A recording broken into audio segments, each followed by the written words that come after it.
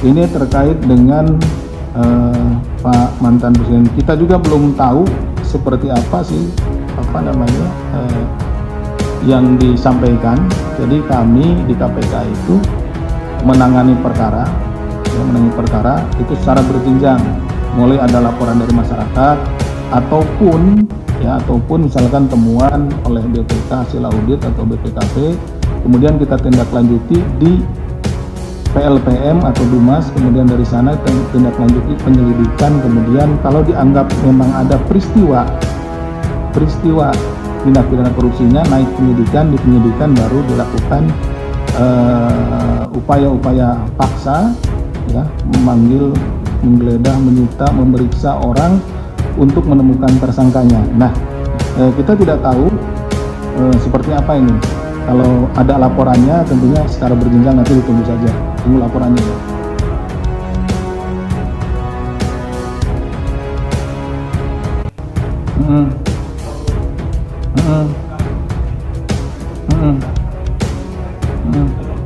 Ya, sampai saat ini di penyidikan belum ada. Itu jawabannya, itu di penyidikan belum ada. Mungkin ada masih ada di PLPM atau di mana, nanti bisa disusuri. Ya, ini harus masuk. Itu tadi saya sampaikan bahwa prosesnya laporan itu masuk ke PLPM atau Dumas, kemudian diteliti di Dumas. Kalau sudah dinyatakannya layak untuk dilakukan penyelidikan untuk menemukan peristiwa tindak pidana korupsi, terbitlah sprindik, kemudian dilakukanlah penyelidikan. Setelah dilakukan penyelidikan dan ditemukan bukti-bukti, dan dinyatakan ini berdasarkan pasal 44 ini naik untuk ke penyidikan. Nah, kita expose, naik penyidikan, di penyidikan kita melakukan upaya paksa, panggilan, penangkapan, penggeledahan, penyitaan dan lain-lain untuk menemukan tersangkanya itu. Jadi sampai saat ini apa yang tadi Mas Rizky sampaikan itu belum ada khususnya di penyidikan belum ada. Nah, di penyelidikan saya belum monitor, nanti kita cerita. Kemudian terkait dengan CSR BI, ini beberapa tadi anggota DPR disebutkan oleh Mas Rizky ya. Nah, ini sedang kita dalami aliran dana, apakah hanya pada 2 orang yang sudah kita panggil atau kepada yang lainnya, karena berdasarkan keterangan saya juga baca di media, ada keterangan waktu doorstop dari Pak Saudara S menyatakan bahwa semuanya dapat, semuanya dapat. Kita sedang dalami, karena yang kita temukan sejauh ini bahwa yang khususnya ya yang sudah kita periksa itu dana CSR itu tidak dipergunakan sesuai dengan peruntukannya.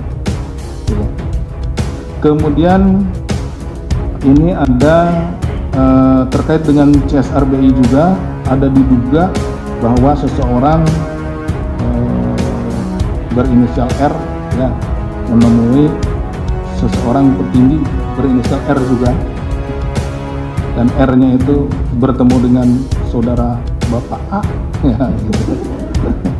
Bapak A itu di Kebayoran Baru, dicari aja dari nggak tahu kapan itu. Saya juga ini baru dapat informasi ini, mungkin itu A-nya A yang lain, karena saya seharian juga dari ini di sini aja gitu, kemana-mana.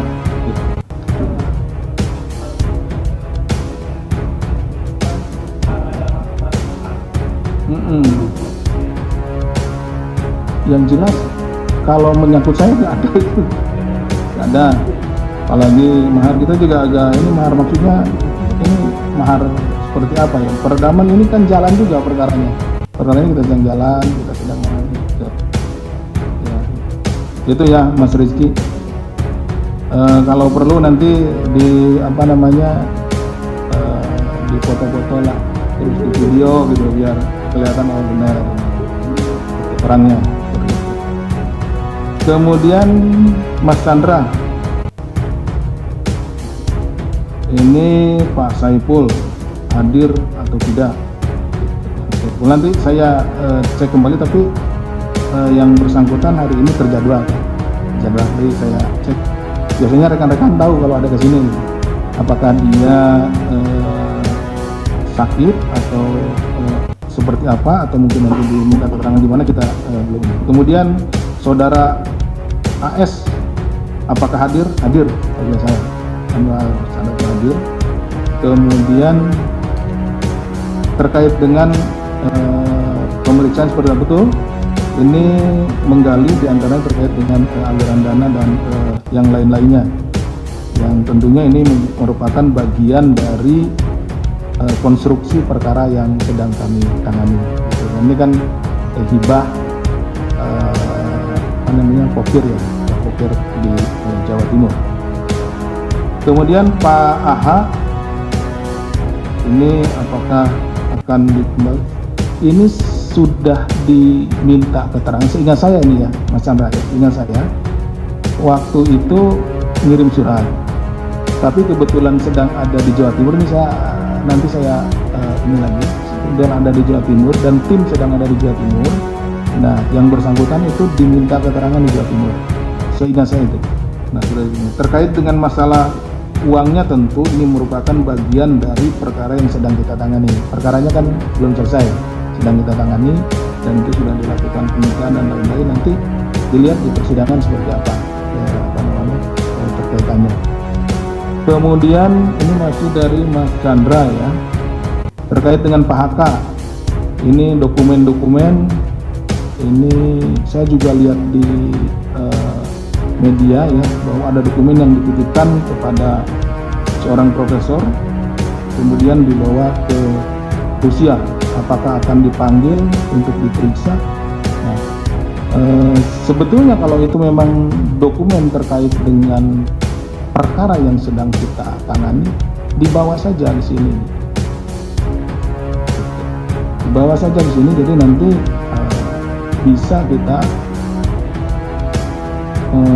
sandingkan dengan dokumen-dokumen yang kita miliki. Jadi gini, penanganan perkara kita juga tidak pernah menjustifikasi seseorang. Sudah bersalah kan ada asasnya, asas praduga tak bersalah.